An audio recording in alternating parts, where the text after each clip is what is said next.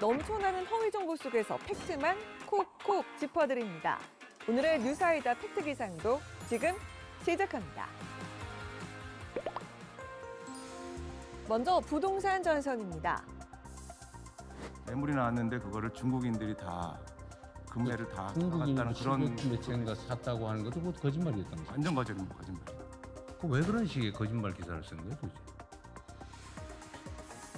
중국 동포들이 다주택자가 던진 물량을 싹쓸이하며 강남 아파트 수백 채를 매수했다. 이런 보도 한 번쯤 보셨을 텐데요. 대통령까지 직접 우려를 표할 만큼 파장이 컸던 사안이죠.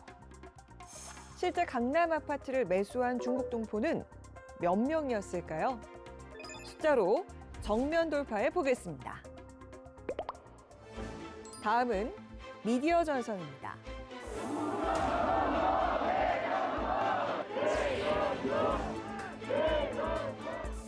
6.3 지방선거 당시 투표용지 부족 사태. 그 틈을 타고 등장한 의문의 속보 한 장. 프랑스 르몽드 일면에 한국 시위가 실렸다. 외신까지 동원한 이 기사, 과연 진짜일까요? 이 기사는 어떻게 만들어진 건지 하나하나 따져보겠습니다. 지금까지 오보는 걷어내고 팩트는 밝혀주는 뉴스아이다 팩트 기상도였습니다.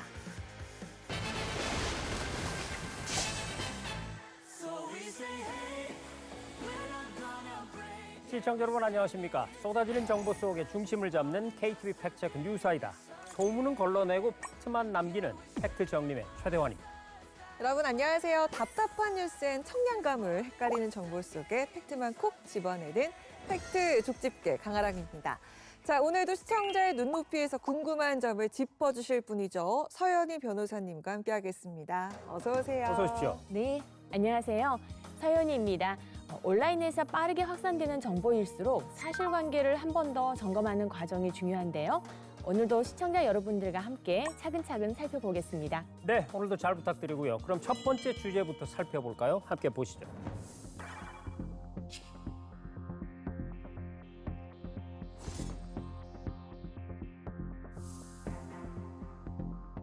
매물이 나왔는데 그거를 중국인들이 다 금매를 다 중국인이 나갔다는 그런 700매체인가 샀다고 하는 것도 그것도 거짓말이었다면서요. 완전 거짓말입니다. 거짓말입니다. 왜 그런 식의 거짓말 기사를 쓴 거예요, 도대체? 통계 자료를 자세히 보면 다 나오잖아요. 이게 외국인 총 거래량이라면서요. 예, 그렇습니다.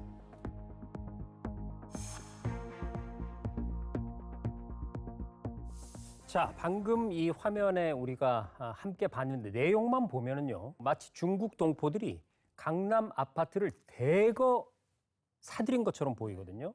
이게 사실이라면은 적지 않은 파장이 있을 법한 그런 내용이죠. 네, 이 보도는요. 대통령까지 직접 나서서 우려를 표할 정도로 파장이 컸던 사안이잖아요. 그렇습니다. 네, 온라인에서는 중국 동포들이 특혜를 받아서 강남 아파트를 싹쓸이하는 거 아니냐, 이 내국인 역차별 아니냐라는 그런 반응도 있었습니다. 그렇습니다. 최근에 이 중국 동포가 강남 아파트 수백 채를 기습 매수했다 이런 보도가 나오면서 큰 논란이 되고 있는데요. 과연 보도 내용이 사실인지 정확한 확인이 필요해 보입니다. 네, 기사 내용과 실제 사실 사이에 어떤 차이가 있는지 확인해 보겠습니다. 재외동포청 재외동포 정책국 이기성 국장님 모셨습니다. 어서 오세요. 어서 오십시오. 네, 안녕하세요. 재외동포청 재외동포정책국장 이기성입니다. 중국 동포의 부동산 특혜를 둘러싼 여러 가지 오해가 있는데요. 이러한 오해를 오늘 확실하게 잡아드리도록 하겠습니다. 네, 바로 팩트체크 들어가겠습니다. 최근에 한 언론에서 중국 동포가 다주택자가 던진 물량을 싹쓸이하면서 강남 아파트 수백 채를 기습 매수했다 이런 보도가 나왔는데 이 보도 내용 사실입니까? 예, 해당 보도는 사실이 아닙니다. 네.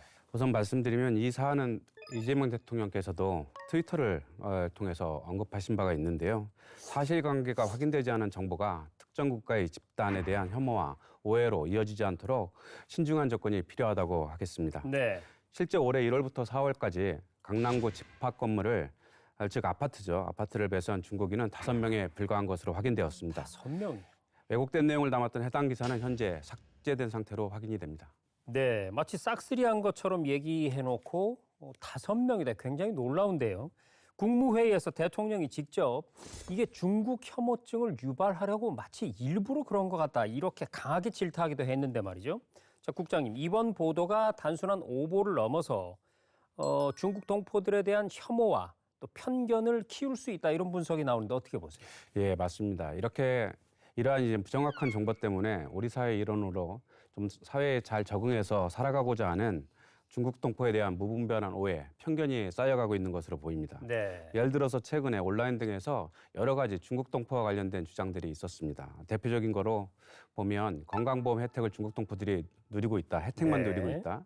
그리고 대학에 특별 전형으로 대학을 간다든지 취업할 때 무슨 특혜를 받는다든지 그 특혜로 또 선거에 참여한다라는 여러 가지 주장이 있었습니다. 참 많이 들어본 얘기입니다. 예, 네. 맞습니다.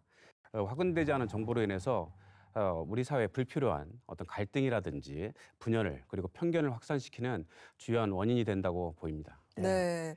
자, 이렇게 사실관계가 확인되지 않은 보도가 특정 집단에 대한 혐오나 편견으로 이어진다면요. 변호사님, 이거 법적으로도 문제가 될 수 있는 건가요? 네, 충분히 문제가 될 수 있습니다. 사실과 다른 보도 내용으로 특정 집단의 사회적 평가를 떨어뜨렸다면 명예훼손에 해당할 수 있고요. 이 범위가 굉장히 강범위해서 특정인을 지목하기 어려운 그 집단에 관한 보도일지라도 그 구성원 개개인에게 손해가 발생한다면 손해배상이 또 성립할 수 있습니다. 그렇고. 네, 특히 사실 확인 없이 이렇게 자극적인 제목만으로 보도가 된 경우에는 그 책임이 더 무겁습니다. 네. 이렇게 그 가짜 뉴스에 대한 법적 책임을 묻는 것도 중요하겠지만 이 제도적인 것도 한번 살펴보면요. 네. 애초에 이런 그 싹쓸이 투기 자체가 어려운 구조가 아닐까라는 생각이 들거든요. 어떻습니까? 네, 맞습니다. 사실 이 토지거래 허가 지역 안에서 외국인이 주택을 사는 문제에 대해서는 정부가 작년 8월부터 실거주 2년 의무를 규정하고 있습니다. 네. 따라서 외국인이 이 지역 안에서 주택을 매매하려고 하는 경우에는 사전 승인도 받아야 되지만 실거주 의무도 이제 충족을 하셔야 됩니다. 네. 이를 충족하지 않고 있으실 경우에는 그 취득 가격의 10% 정도를 이행 강제금을 물리고 있고요. 뭐 이런 구조라면 그냥 투기 목적으로 비워놓는 이런 일은 제도상 거의 불가능한 이제 구조라고 생각하시면 되겠습니다. 그러니까 이 수백 채를 사들였다 이런 보도 자체가 이 제도를 이해하시면 설득력이 떨어지는 내용이죠. 그러니까 제도만 살펴봐도 사실관계에 의문이 든다. 지금 이런 상황인데 그러면 이번 보도에서 어떤 부분이 사실과 다른지 조목조목 격파해 가면서 살펴보겠습니다. 뉴스하이다 오보 블록 들어갑니다.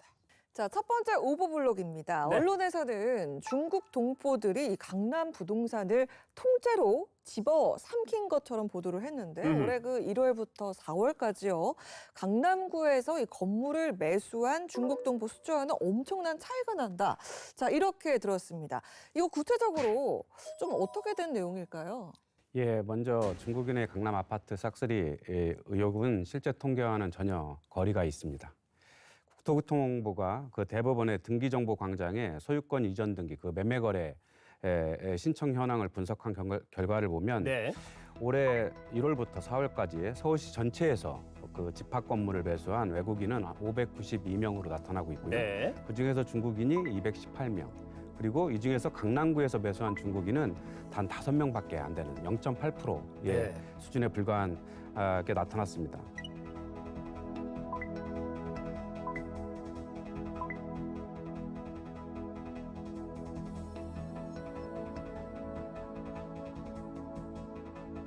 아니 그 강남구의 매수자가 단 5명이면 실제로 이게 0.8%였다고 이렇게 볼 수 있는데 보도는 정말 싹쓸이로 나갔으니까 그러니까. 이게 아니 5명이 네. 하는 싹쓸이도 있답니까? 네. 그러니까 이게 실제 통계랑 너무 큰 차이가 나는 것 같습니다. 네, 이 944채라는 이야기는 일부 언론 보도에서 나온 이야기인데요. 네. 원래는 올해 1월부터 4월까지 외국인 전체가 서울에서 이제 매수한 아파트나 집합 건물 수를 말하는 것이었습니다. 그런데 이게 외국인이 중국인으로 바뀌고 중국인 동포가 944채를 싹쓸이했다. 이렇게 변경이 된 거죠. 네. 실제로는 국적도 다르고 강남구에만 한정된 것도 아닌데 가장 자극적인 숫자만 떼어다가 이제 보도를 한 셈이 되었습니다. 네, 정말 그동안 과장된 숫자들이 오해를 크게 불러왔던 것 같다는 그렇습니다. 생각이 들고요. 자, 국장님 그동안 아주 답답하셨잖아요. 오버블록 마음껏 격파해 주시죠. 예, 중국 동포의 강남 아파트 기습 싹쓸이 명백한 오보입니다.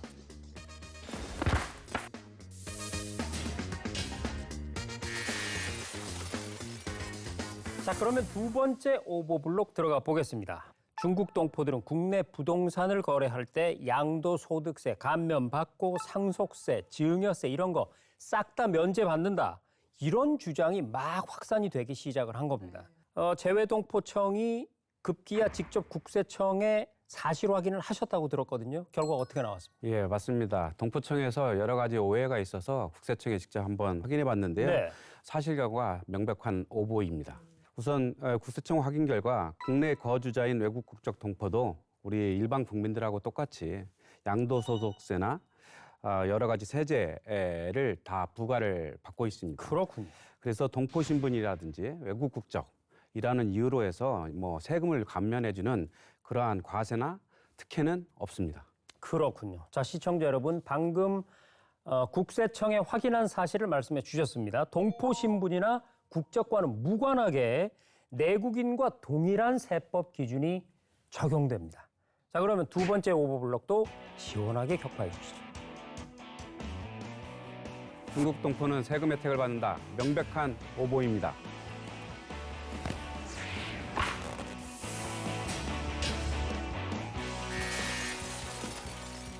그래서 말인데요, 국장님. 이런 기사들은 가짜뉴스로 판명이 된 뒤에도 유튜브나 인터넷 커뮤니티 등에서 무차별하게 확산되는 경우가 많은 것 같습니다. 재외동포청에서는 이러한 왜곡 정보가 중국 동포 사회에 어떤 영향을 미친다고 보시나요? 예, 이러한 왜곡 정보가 쌓일수록 중국 동포, 중국인, 외국 국적 동포들이 우리 사회에서 의심받는 집단으로 자꾸 낙인을 지키는 낙인 효과가 있는 것 같습니다. 이 반복되는 왜곡 속에서 아무리 우리 사회에서 성실하게 살아도 우리 사회가 자기들을 받아들여주지 않는구나, 이런 좌절감을 느낄 수가 있고요. 그래서 언론과 플랫폼 그리고 시민 모두가 사실 확인을 먼저 해주시는 것을 간곡히 부탁드립니다. 네. 자, 그런데 국장님, 기왕 나오신 김에 제가 꼭 한 가지 여쭤보고 싶었던 점이 있어요. 이번 사례처럼 이 사실이 아닌 정보가요, 유독 중국 동포와 관련한 이슈에서는 엄청나게 빠르게 확산이 되는데 그 이유가 따로 있을까요? 저희가 여러 가지 원인을 생각해 볼 수 있는데요. 제가 이렇게 말씀드리고 싶은 건 조선족, 중국 동포 이런 어떤 특정 집단, 특정 세력을 부정적으로 표현하는 영화라든지 드라마, 개국 프로에서도 그런 얘기가 있었는데 소재로 많이 사용이 됐던 것 같습니다. 네. 이분들이 뭔가 범죄와 연관이 돼 있는 것이 아닌가, 어떤 특혜를 받고 있는 것이 아닌가 하는 부정적인 이미지를 계속 언론들이 양산해냈던 게 아닌가 하는 그런 분석도 가능할 것 같습니다. 그래서 가짜뉴스는 이렇게 어떻게 보면 단순한 구호를 넘어서서 누군가에게는 부당한 혜택을 받고 있다, 이런 이미지를 씌움으로써 우리 사회에서 어떻게 보면 이분들이 정착하는 데 상당히 장벽이 되고 있는 게 아닌가 생각이 들고요. 사실 여부와 관계없이 너무나 빠르게 우리 사회에 퍼지고 있다는 생각이 듭니다. 네.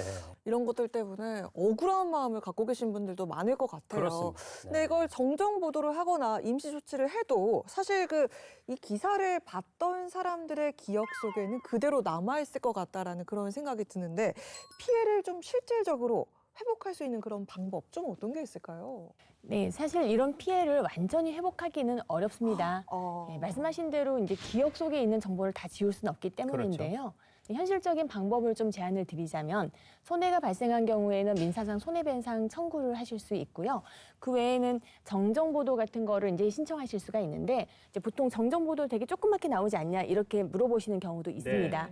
그렇지 않고요. 가짜뉴스와 같은 위치랑 같은 비중으로 다루도록 저희가 요청을 할 수가 있습니다. 네, 그 다음 단계로 더 중요한 것도 있습니다. 보통은 다시 검색되지 않도록 하는 게 매우 중요하잖아요. 네. 그래서 알고리즘이나 검색어에 있어서 이 가짜뉴스가 링크되지 않도록 차단 조치를 저희가 요청할 수도 있습니다. 그러니까 그 가짜 뉴스가 한번 확산되고 나면 그걸 바로잡고 피해를 줄이기 위해서 들어가는 돈과 시간과 노력이 도대체 얼마입니까? 가짜 뉴스는 안 하는 게 상책입니다. 자, 국장님, 마지막으로 이런 사안과 관련해서 시청자분들께 전하고 싶으신 말씀 부탁드립니다. 마치 우리 국내에 들어와 있는 우리 동포분들이 부당한 혜택을 받고 있다든지 특혜를 받고 있다는 그런 낙인을 찍는 그런 현상들이 더 이상 일어나면 안 될 것 같습니다. 그분들에게 너무나 큰 심적인, 정서적인 고통을 주고 있는 것 같습니다. 우리 국내 귀한 동포들은 어떻게 보면 우리 경제 발전을 위해서 상당히 기여하고 있고 지역사회 발전에도 많은 기여를 하고 계십니다. 이분들이 좀 더 명예롭게 그리고 안정적으로 정착하실 수 있도록 그리고 차별과 편견 없이 포용적인 동포 정책을 취해 나가도록 우리 재외동포청이 앞장서서 노력하도록 하겠습니다. 그리고 국민 여러분들께서도 동포들을 둘러싼 여러 가지 소문이라든지 사실이 정확히 확인되지 않은 왜곡된 정보에 현혹되지 마시고 사실에 근거해서 우리 동포들을 좀 판단해 주시고 포용해 주시면 좋을 것 같습니다. 네, 잘 알겠습니다. 자, 시청자 여러분, 외국에서 우리나라 사람들을 이상한 집단으로 매도하는 일이 가끔 있죠. 얼마나 화가 납니까? 사실이 아닌 정보가 특정 집단에 대한 편견으로 이어질 수 있다는 점 오늘 다시 한번 생각해 봤습니다. 네, 그렇습니다. 오늘 확인하신 것처럼요. 자극적인 주장일수록 사실관계를 먼저 확인하는 과정이 중요한 것 같습니다. 자, 오늘 자세한 내용 전해주신 재외동포청 재외동포 정책국 이기성 국장님 고맙습니다. 고맙습니다. 네, 감사합니다.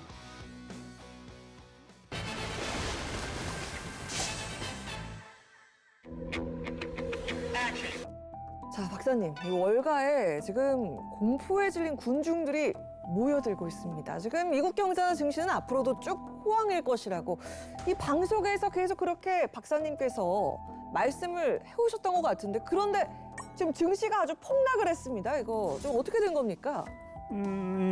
저는 믿을 수가 없어요. 저도 이런 상황은 처음이에요.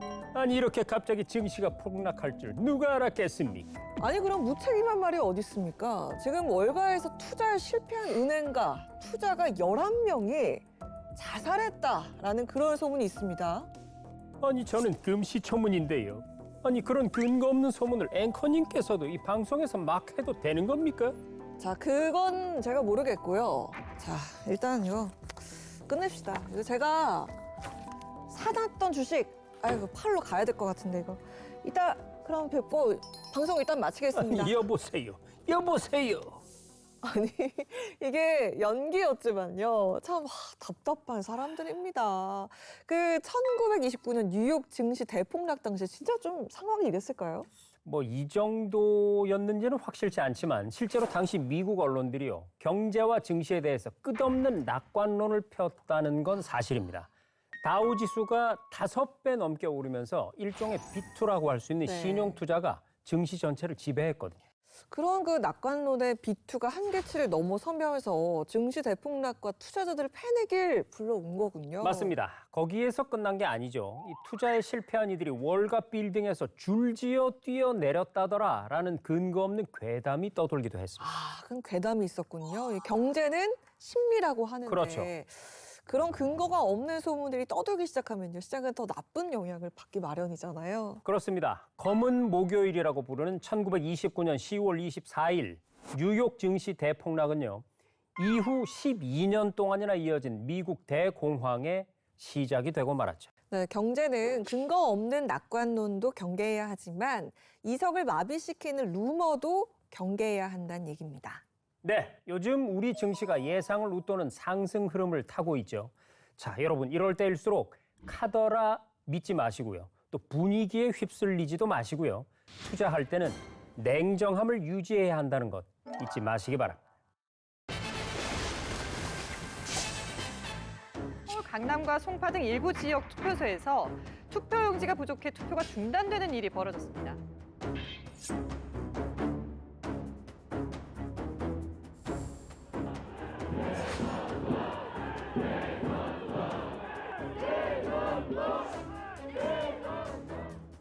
할 수 있도록 조치하고 안내하였습니다. 중앙 선관위 우리가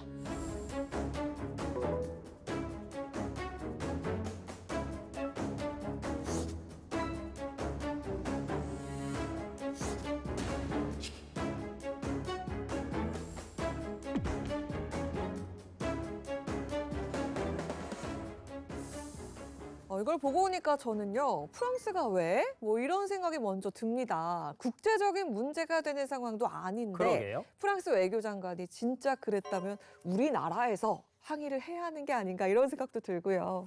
네, 맞습니다. 그래서 의문의 속보라는 생각이 드는 건데요. 네. 이것은 좀 전형적인 가짜뉴스의 수법 중에 하나입니다. 외신을 이용해서 공신력을 이제 높이려고 드는 거죠. 역시 뉴사이다에서 팩트 체크를 그러니까요. 해오신 분들답습니다. 최근에 일부 인터넷 커뮤니티를 중심으로 이 프랑스 언론을 인용하는 것처럼 꾸민 가짜 뉴스가 떠돌았는데요. 이런 가짜 뉴스들의 수법 그리고 위험성에 대해서 오늘 확실한 이야기를 나눠보겠습니다. 한국언론재단 미디어연구센터의 양정혜 연구위원이 나왔습니다. 위원님 어서 오십시오. 어서 오세요. 네, 안녕하세요. 반갑습니다. 저는 한국언론재능재단 미디어연구센터의 양정혜 연구위원이라고 합니다.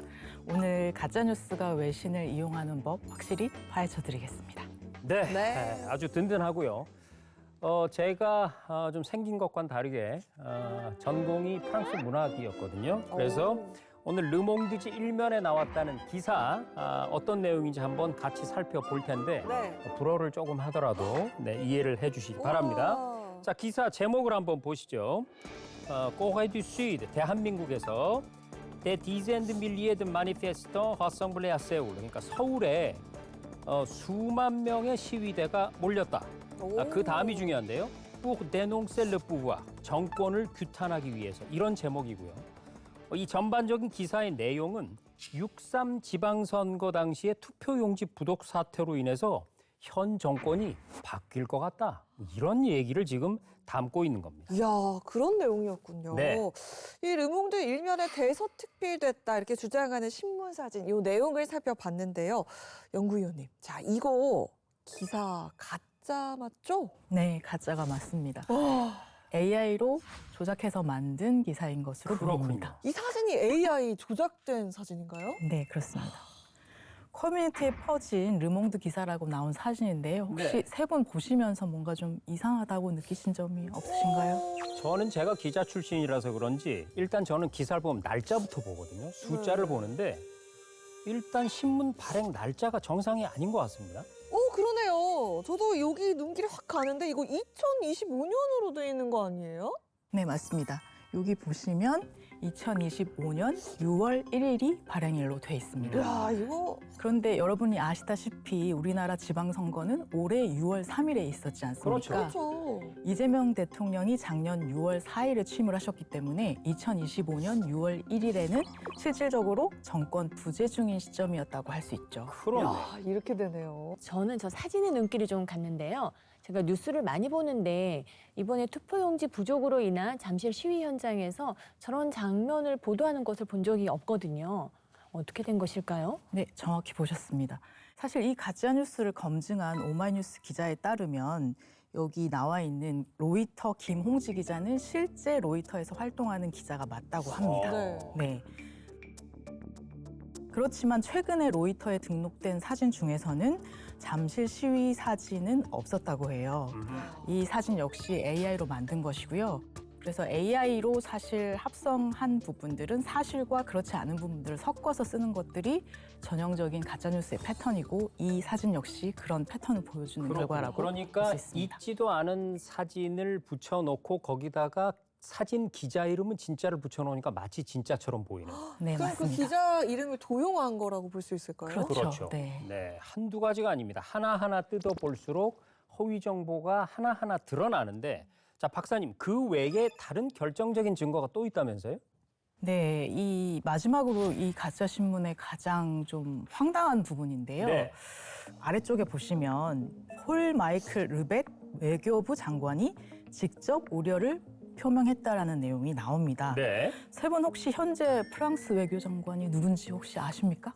글쎄요, 프랑스 대통령 외교장관이요? 말고는 잘 모르겠네요. 좀 뉴스를 많이 보시는 분들은 뭐 대통령 이름 정도는 알겠지만 그렇죠.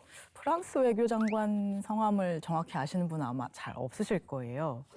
그런데 여기에 나와 있는 이 폴 마이클 르벡이라는 사람은 미국 프로레슬링 선수인 트리플 H라는 선수의 본명이고요. 근데 현재 네, 프랑스의 외교장관의 정확한 이름은 장 노엘 바로라고 합니다. 아니 정말 이렇게 허술할 수가 있나요? 외교장관 이름을 레슬링 선수를 따다가 쓰는. 근데 이게 사람들이 이렇게 외신 가짜 뉴스를 만드는 이유가 뭔지, 이게 뭔가 더 해외에서 오니까 좀 신빙성이 있는 그런 자료다라고 생각해서일 것 같기도 한데요. 뭔가 특별한 이유가 있는지, 그리고 이번 사례 이외에 또 다른 사례가 있었는지 그런 것 좀 알고 싶은데요. 과거에도 사실 특정 정치인을 띄우거나 폄하하는 과정에서 외신이 이랬다더라, 아니면 뭐 유럽에서 이런 보도가 있었다더라 하는 방식으로 활용하는 경우가 사실 많이 있었고요. 이 이슈는 사실 프랑스가 특별하다기보다는 이용자들이 직접 확인하기 어려운 외신일수록 좀 가짜뉴스에 활용되기가 쉬운 조건인 걸로 일단 해석이 가능합니다. 프랑스어권은 사실 프랑스어를 하시는 분들이 별로 없으시다 보니까 원문을 확인하는 사람이 많지 않거든요. 또 르몽드라는 그 일간지 자체가 워낙 신뢰도가 높은 것으로 알려진 유력 일간지입니다. 그러다 보니까 르몽드에서 이렇게 보도했다더라 라는 그 문건을 넣게 되면 아무래도 일반 이용자들이 보기에는 신뢰도가 훨씬 높아지는 그런 효과를 누릴 수가 있겠죠. 그래서 핵심은 프랑스인가 아닌가 이런 부분보다는 아무래도 사람들이 쉽게 확인하기 어려운 외신의 출처를 활용해서 가짜뉴스의 신뢰도를 높이는 방식으로 악용이 되고 있는 게 핵심인 것 같습니다. 그렇군요. 자, 이번에 이 가짜 외신도요, 인터넷 커뮤니티를 중심으로 확산이 된 걸로 알고 있는데, 박사님, 이런 가짜 뉴스들은 주로 어떻게 만들어지고 그리고 어떤 경로를 통해서 또 퍼져나가는 겁니까? AI 기술이 워낙 발전하고 있다 보니까 뭐 이미지를 생성해 주는 것부터 시작해서 뭐 텍스트를 써주는 것까지 AI가 다 대신하고 있기 때문에 일반인들이 별 기술을 갖고 있지 않아도 한 1, 2분이면 뚝딱 이런 컨텐츠를 만들 수가 있거든요. 그래서 이렇게 만들어진 컨텐츠가 보통은 폐쇄형 커뮤니티나 아니면 SNS 같은 소셜미디어를 통해서 많이 유통이 되는데요. 확산이 되는 과정에서 아마 들어보신 분도 계실 텐데 확증 편향이라는 그런 심리적 기제가 보통 많이 발휘가 됩니다. 내가 믿고 싶은 것만 맞습니다. 보는 거죠. 네, 자기의 생각을 좀 지지해 줄 수 있는 그런 정보를 노출하고 거기에 좀 더 집중하고 관심을 두고 또 믿고 하는 경향들이 확산이 되다 보니까 커뮤니티라는 게 원래 그런 비슷비슷한 생각을 가진 사람들이 모인 공간이잖아요. 그러다 보니까 이런 컨텐츠가 올라가면 급속도로 확산되고 공유되고 하면서 막 퍼져나가는 현상이 생긴 것 같습니다. 그래서 지금은 어떤 사실이냐 아니냐보다는 내 생각과 맞냐 맞지 않느냐 이걸 기준으로 정보를 공유하는 경향들이 있어서 어떤 가짜뉴스, 허위정보 이런 것들이 좀 더 빨리 퍼져나가는 경향들이 더 강해지고 있는 것 같습니다. 근데 요즘 진짜 더 문제인 건 언론인 것 같다라는 생각이 드는 게요. 이렇게 커뮤니티에 SNS에 돌아다니는 가짜 뉴스, 검증이 되지도 않은 채로 이게 그대로 언론에 보도되는 경우가 있더라고요. 이런 경우에는 뭐 해당 언론이 법적으로 책임을 좀 강하게 져야 되는 거 아닌가라는 그런 생각이 드는데, 근데 그 생각보다 그 책임이 무겁지 않다 이런 지적이 있거든요. 어떻게 보십니까? 네, 맞습니다. 최근에 이제 정보통신망법이 개정되면서 발생하는 손해에 대해서 5배까지 가중처벌할 수 있도록 강하게 좀 처벌을 하고 있습니다. 그 외에도 방송통신심의위원회 등에서는 잘못된 언론 보도는 정정 중지 조치를 할 수 있고요. 관계자를 징계하고 그다음에 과징금 등도 매길 수가 있습니다. 근데 뭐 한두 번에 대해서는 이렇게 강한 페널티가 아니라고 볼 수 있겠지만 이런 게 계속 쌓이면 언론의 신뢰가 실추되고 나중에 이제 언론사가 재승인 과정에서도 큰 페널티를 작용할 수는 있다고 하겠습니다. 과징금이 얼마나 좀 부과가 될까요? 좀 확 심하게 막 때렸으면 좋겠는데. 네, 그러고 싶은데 이게 법률에 따라서 이제 규정이 있어가지고 뭐 원하시는 만큼 세게 때리지는 않는 것으로 알고 있습니다. 손줄을 내야 될 것 같아요. 그렇습니다. 우리 언론인 여러분께서 뭐뭐라고 하더라라고 기사를 쓰시기 전에 사실 확인 꼭 한번 부탁을 드리겠습니다. 제가 이 가짜 뉴스가 퍼졌다는 사이트를 들어가서요. 그 댓글 반응들 한번 봤거든요. 그랬는데 이상한 현상이 나타나고 있습니다. 이게요. 가짜다라고 하면서 문제점을 제기하는 사람이 오히려 다른 댓글들이 그 사람을 공격을 해요. 진실을 말하는 사람이 왕따를 당하는 이상한 상황이랄까요? 자, 박사님, 이런 건 어떤 단순히 커뮤니티적인 특성이라고 봐야 될까요? 아니면 지금 우리 사회가 정보를 대하는 방식에 문제가 좀 있다 이렇게 봐야 되는 걸까요? 이건 좀 특정 커뮤니티의 문제로 국한해서 생각할 부분은 아닌 것 같습니다. 사실 최근에는 정보 소비가 사실 중심보다는 가치관이나 정체성을 중심으로 이루어지는 경우들이 많이 있어요. 그래서 본인이 원래 알고 있던 사실이나 가치관에 반하는 정보를 누군가가 얘기를 하면 오히려 원래 갖고 있던 그 자신의 생각을 좀 더 강화하는 방식으로 태도를 바꾸는 걸 이렇게 역화효과라고 설명을 하는데요. 그렇기 때문에 특히 커뮤니티 같은 곳들은 비슷한 생각과 가치관을 가진 사람들이 모인 공간이지 않습니까? 네. 그러니까 서로 다른 커뮤니티라면 그 커뮤니티 안에서만 소비되는 컨텐츠들을 서로 굉장히 다른 내용으로 접하기 때문에 결과적으로 그 가치관의 차이나 생각의 차이가 점점 더 벌어지게 되고 서로 똑같은 현실을 바라보더라도 다른 현상으로 인식하게 되는 경향들이 나타나게 되면서 어떤 사회 분열로 이어지는 안 좋은 영향까지 생기고 있는 것 같습니다. 그리고 사실 뭐 알고리즘 같은 것도 사실 영향이 큰 것 같아요. 내가 보고 싶은 것만 계속 보게 되는 게 알고리즘이고 요즘은 포털 사이트에서도 내가 봤던 기사와 관련된 유사한 기사가 계속 그러니까요. 뜨게 하는 그런 알고리즘이 포털에도 이렇게 장식이 돼 있잖아요. 내가 봤던 기사와 네. 관련 있는 상품을 보여줘요. 그렇죠, 그렇죠. 네. 네, 가짜뉴스 시장 돈벌이를 위해서 정말로 이제는 이 노골적으로 가짜뉴스를 만들어서 클릭을 유도하고 또 올리는 사람들도 점점 더 많아지고 있다 이런 생각이 듭니다. 최근에는 이 투표용지 부족 사태 이게 돈벌이 수단이 되고 있다고요? 혹시 사이버레카라는 네. 용어를 들어보신 적이 있으세요? 그럼요. 네, 이 사이버레카들은 주로 유튜브 공간에서 많이 활동하고 있는 특정 이슈가 생겼을 때 그걸 기민하게 콘텐츠를 만들어서 한몫챙기. 네, 그런 식의 이슈 유튜버들을 부르는 용어로 지금은 많은 사람들한테 알려졌는데요. 이들은 사실 확인보다는 사실 조회수가 목적이기 때문에 콘텐츠를 굉장히 자극적으로 만드는 것이 일반적입니다. 그래서 사실 조회수를 올리게 되면 그게 곧 광고 수익으로 직결되기 때문에 이게 하나의 어떤 그들이 그 수익을 만드는 구조로 이미 형성이 됐거든요. 그래서 이번 투표용지 부족 사태와 관련해서도 잠실 시위 현장에서 대학생이 의식불명에 빠졌다더라 라는 검증되지 않은 콘텐츠가 만들어져서 많은 사람들한테 공유가 됐고요. 이 사람들한테는 사실 중요하지가 않죠. 그래서 조회수를 올리는 방식으로 비즈니스를 하고 있는 건데요. 그래서 지금 상황에서의 허위 정보나 가짜 뉴스에 관한 부분은 팩트를 체크해서 바로잡는 부분들도 중요하지만 플랫폼의 수익 구조와 연결되는 문제가 있기 때문에 이 부분들을 같이 좀 검증하고 또 검토하는 작업들이 필요할 것 같습니다. 네. 저 같은 경우는 실제로 사이버레카 피해자거든요. 교통사고를 아주 가볍게 당했는데 제 차가 아예 거의 반파되는 그런 사진을 합성해서 강화랑 충격 근황 이런 식으로 떠서 제가 고소를 했던 사실이 있거든요. 근데 최근에 그 결과가 재판이 몇 년에 걸쳐서 나왔는데 정말 말도 안 되는 작은 벌금으로 이렇게 그죠? 나왔거든요. 네. 근데 지금 이런 식으로 가짜뉴스 보도가 되고 사이버레카가 이렇게 막 이렇게 사람들이 많이 피해를 주고 있죠. 피해를 주고 있는 네. 그런 상황인데 이거 좀 현재 어떤 상황인지 네, 좀 변호사님께서 지금 몇 알려주시면 년 좋을 것 동안 같아요. 소송을 하셨는데 그냥 결국 벌금으로 끝났다 이렇게 말씀을 하셨잖아요. 이 사이버레카가 입히는 피해에 비해서 이제 법적 처벌까지도 시간이 굉장히 오래 걸리고 그 처벌도 너무 약하다라는 그 비판이 많습니다. 네.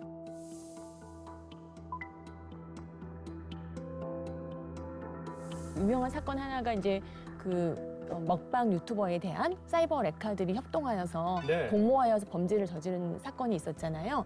거기서는 좀 이례적으로 실형이 나왔습니다. 3년까지 실형이 나왔지만 일반적으로 1심이 선고된 사이버 레카 사건을 좀 찾아보시면은 거의 70% 이상이 벌금형입니다. 그래서 방금 박사님이 말씀하신 대로 이게 플랫폼의 수익 구조랑 연결이 되어 있기 때문에 끊임없이 일어나는 범죄라는 점도 이제 고려를 해서 제도적인 개선과 보완이 좀 필요한 것 같습니다.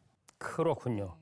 일단 저는 우리 강아랑 앵커만큼 제가 유명하지 않다는 사실이 굉장히 다행스럽게 느껴지고요. 앞으로도 저는 안 유명해질 겁니다. 자, 우리가 꾸준히 가짜 뉴스를 걸러내고 제대로 검증하자 이런 얘기를 지금 하고 있는 이유가 그것이 그저 가짜라서 그런 게 아니잖아요. 그것이 사회적으로 엄청난 해악을 끼치기 때문 아니겠습니까? 두 분께서 생각하시는 이런 가짜 뉴스의 사회적 영향 어떤 걸로 보시는지 우리 박사님부터. 네. 사실 민주주의가 제대로 작동을 하려면 많은 사람들이 어떤 공통된 사실에 기반해서 서로 토론도 하고 판단도 하고 그래야 되는데 이러한 허위 정보들이 너무 횡행하게 되면 공통적으로 알고 있는 정보들이 굉장히 취약해질 수가 있죠. 그래서 가짜뉴스의 피해자는 개개인일 수도 있지만 그보다 더 근본적으로는 사회 전체라고 볼 수도 있을 것 같습니다. 도대체 누구를 믿을 수가 없어지니까요. 맞아요. 네. 네, 맞습니다. 저도 생각을 해보면 이제 가짜뉴스, 우리가 신뢰할 수 없는 정보가 계속 유통이 되다 보니까 어떤 특정 개인이나 어떤 특정 집단에 대한 사회적 갈등과 혐오도 커지는 것 같습니다. 나중에 이걸 회복하기가 너무 어렵고요. 왜냐하면 인식이 바뀌어버린 상황이기 때문에. 네. 그래서 사회적 비용도 굉장히 소모가 된다. 이런 점에서 문제가 크다고 생각합니다. 네. 그렇다면 이러한 가짜 뉴스를 잘 대응하는 게 또 필요할 텐데 그렇습니다. 어떻게 해야 할지 미디어 전문가의 입장으로 한 말씀 좀 해주시죠. 사실 허위 저작 정보를 해결하기 위해서는 그 정보를 만들거나 유통시킨 사람들을 법에 근거해서 처벌하는 그런 공적 제재도 있을 수 있고요. 그리고 그러한 정보들이 주로 유통되는 유튜브 같은 플랫폼이 그런 해로운 컨텐츠를 자율적으로 규제하는 자율 규제도 분명히 도움이 됩니다. 그렇지만 이용자 개개인이 어떤 정보에 대한 분별력을 갖추고 정보를 마주쳤을 때 사실을 따져보고자 하는 그런 미디어 리터러시 역량을 갖추지 않으면 사실 다 해결되기가 어려운 부분이거든요. 시민 여러분들이 미디어 리터러시 역량을 갖출 수 있도록 좀 노력하시는 부분이 분명히 필요하다고 판단됩니다. 개개인이 실생활에서는 이렇게 뉴사이다 같은 팩트체크 프로그램을 꼭 챙겨보시길 바라고 내가 가진 의견과 반대되는 의견을 하나만 꼭 찾아서 읽어보셔라 라는 제안 한번 드리고 싶습니다. 네. 정말 요즘 AI까지 동원해서 가짜 뉴스가 점점 더 정교해지는 그렇습니다. 이거 우리가 판단하기도 쉽지 않을 것 같은데 그럴수록 더 꼼꼼하게 검증하는 노력이 필요할 것 같습니다. 네, 오늘은 사실과 다른 정보가 어떻게 오해와 편견으로 굳어질 수 있는지 함께 확인해 봤습니다. 네, 기사 제목이나 온라인 정보만으로 섣불리 판단하기보다 사실관계를 한 번 더 확인해 보는 것, 그게 바로 팩트체크의 시작인 것 같습니다. 네, 오늘 함께해 주신 재외동포청 이기성 국장님, 한국언론재단의 양정혜 연구위원님, 그리고 서연희 변호사님 모두 감사드립니다. 지금까지 KT 팩트체크 뉴사이다였습니다. 다음 주에도 정확한 팩트로 찾아뵙겠습니다. 고맙습니다. 그나저나 참 국장님, 목요일 날 월드컵 우리 남아공이랑 경기하잖아요. 금요일 날 우리 방송에 나가거든요. 한번 예언 한번 해보시죠. 몇 대 몇으로.